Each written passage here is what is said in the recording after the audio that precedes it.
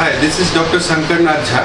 I am physician from Kolkata, India, and this presentation is for my course Diploma in Endocrinology, and it is not meant for any commercial purposes.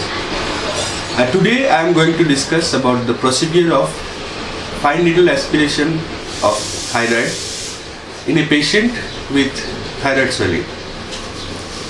Now, the fine needle aspiration of thyroid is done on any patient with thyroid swelling to differentiate between a benign and a cancerous one. Before the procedure, proper history and biochemical examination is to be done. In history, we inquire about the swelling, its duration, and if there is any associated symptoms with the patient's family history and other comorbid conditions. And this patient I have, a 47-year-old female who presented to me with a thyroid swelling for about 3 years. She doesn't have any associated morbidities and she is worried about the swelling of her neck, and she doesn't have any symptoms of shortness of breath or deglutition problem like that. Now the procedure was explained to the patient, and the procedure is a simple one with very less chances of complications, and it can be done, it is done in clinic based, and here in this part of the country pathologists do it, and I have been training for the procedure, and I will demonstrate you how it should be done. The thyroid is a butterfly-shaped organ that is situated low neck besides our vein pipes, and this patient came with this swelling, and I have inquired about her history. It says having this swelling for about 2 to 3 years, and it is slowly growing, and we can see that a nodular structure on the left lobe in front of the neck, and if we closely palpate, there are other nodule. One nodule is also here.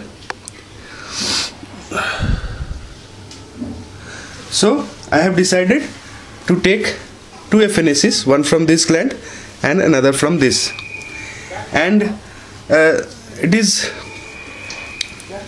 better to do this procedure with ultrasound guidance, but generally we do it without ultrasound guidance, and if there is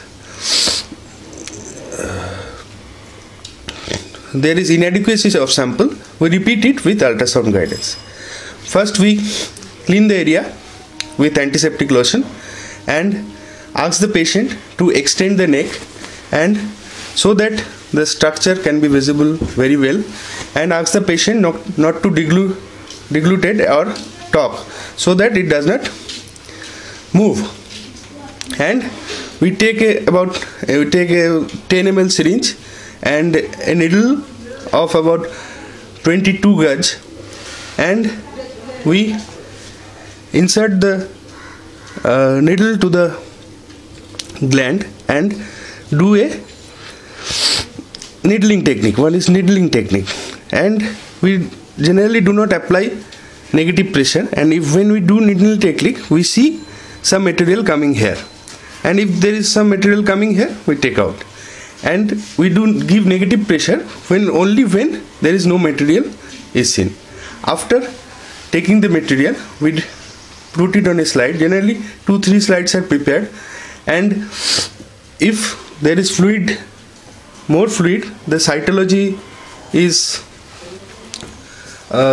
not very good, and we generally try to repeat the procedure. After drying up the slides, we examine it under microscope and classify it on cytological ground as Thy1, Thy2, Thy3, Thy4, and this patient had undergone this test and it reports came out to be adenomatous goiter. Though we classify nowadays as Thy1, Thy2, Thy3, and this should be like cystic lesion Thy2. This is the procedure, and the complications are rare, as I told you. There may be chances of bleeding from the site of needle prick, and there may be chances of infection, and there may be chances of injuring the underlying structures like trachea, like vessels, but the chances of complications are very less. And it is a very important tool to differentiate between a benign and a malignant lesion. And following up with this report, we discuss with the patient's relatives and then that it is a adenomatous goiter and there is nothing to worry, and it should be followed up. Patient should be followed up. Thank you very much.